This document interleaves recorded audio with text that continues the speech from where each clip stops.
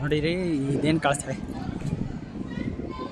ಇದೇನು ಅಂಗಳ ಕಾಣಿಸ್ತಾ ಇದೆಯಲ್ಲ, ಇಲ್ಲಿ ಒಬ್ಬ ಸಾಮಂತ, ಒಬ್ಬ ಧೀಮಂತ, ಒಬ್ಬ ರಾಜ ಆಳ್ವಿಕೆ ಮಾಡಿದ್ದ ಅಂದರೆ ಎಷ್ಟು ಸತ್ಯ ನೋಡ್ರಿ. ಈ ಏನಿದಾವಲ್ಲ ಇವೆಲ್ಲವೂ ಕೂಡ ಆ ಇತಿಹಾಸವನ್ನು ಹೇಳೋಕ್ಕೆ ಟ್ರೈ ಮಾಡ್ತವೆ ಪ್ರತಿಯೊಂದು. ನಾವು ಅವಾಗೆಲ್ಲ ಸಾಮ್ರಾಜ್ಯ ಇತ್ತು ಇಲ್ಲೂ ಗೊತ್ತೇ ಇಲ್ಲ ಅನ್ಸುತ್ತೆ ಅಲ್ವಾ.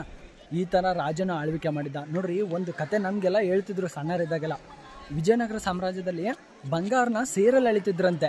ಅಯ್ಯೋ ಯಾರು ಹೇಳ್ತಾರೆ ಬಂಗಾರದಲ್ಲಿ, ಬಂಗಾರ ಸಿಗೋದೇ ಅಪರೂಪ ಇರೋದ್ರಿಂದ ಯಾರು ಹೇಳ್ತಾರಂತ ನಾವು ನಂಬ್ತಿದ್ದಿಲ್ಲ. ಆದರೆ ಈ ಇತಿಹಾಸವನ್ನು ನಾವು ಉಳಿಸೋಕ್ಕೋಸ್ಕರನೇ ಈ ದೇವಸ್ಥಾನಗಳಲ್ಲ, ಈ ದೇವಸ್ಥಾನಗಳೇ ಸಾಕ್ಷಿಗಳಾಗಿದ್ದಾವೆ ನೋಡಿರಿ. ಇವೇನು ಕಾಣ್ತಾ ಇದ್ದಾವಲ್ಲ ಈ ದೇವಸ್ಥಾನಗಳೇ ಸಾಕ್ಷಿಗಳಾಗಿದ್ದಾವೆ. ಈ ಪ್ರಾಂಗಣ ಏನಿದೆಯಲ್ಲ ಈ ಪ್ರಾಂಗಣವೇ ಶ್ರೀಕೃಷ್ಣ ದೇವರಾಜ ಒಡೆಯರು ಮತ್ತು ಏನು 4 ಮನೆತನಗಳ ಆಳ್ವಿಕೆ ಮಾಡಿದ್ವಲ್ಲ, ಈ 4 ಮನೆತನ ಆಳ್ವಿಕೆ ಮಾಡಿದವು ಈ ಸಾಮ್ರಾಜ್ಯವನ್ನು ಅತಿ ವಿಸ್ತಾರವಾಗಿ ಆಳ್ವಿಕೆ ಮಾಡಿದರು. ಹಾಗೆ ಕೊನೆಯ ಘಟ್ಟದಲ್ಲಿ ಏನು ದೇವಸ್ಥಾನ ಅಥವಾ ಇಲ್ಲಿಯ ಕೊನೆಯ ಘಟ್ಟ ಯಾಕೆ ಇಷ್ಟೊಂದು ಆಳಕ್ಕೆ ಪ್ರಯತ್ನ ಪಡ್ತಪ್ಪ ಅಂತಂದರೆ, ಬಹುಮನಿ ಸುಲ್ತಾನರು ಏನು ವಿಜಯನಗರ ಸಾಮ್ರಾಜ್ಯದ ಮೇಲೆ ದಾಳಿ ಮಾಡೋದ್ರಿಂದ ಪ್ರತಿಯೊಂದು ಕೂಡ ಎಲ್ಲವೂ ಕೂಡ ಸರ್ವನಾಶ ಕೂಡ ಆಗಿದ್ದಾವೆ ಅಲ್ವಾ. ನೋಡ್ರಿ, ನಾವು ಉಳಿಸೋಕೆ ಪ್ರಯತ್ನ ಪಡಬೇಕು. ನಮ್ಮಿಂದ ಏನು ಮಾಡೋಕ್ಕಾದ್ರೂ ಇದು ಮಾಡೋಕ್ಕಾದ್ರೂ ಬೇಡ.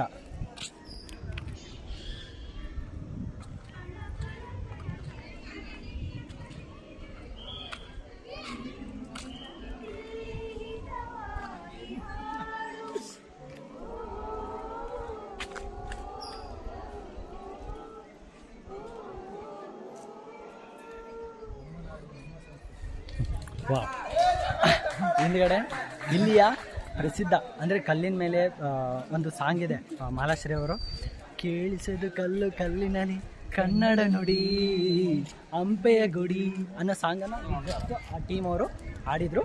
ಅದನ್ನು ನನಗೂ ಕೂಡ 1 ಸೆಕೆಂಡಲ್ಲಿ ಮರುಕಳಿಸ್ಬಿಡ್ತು ನೋಡಿ.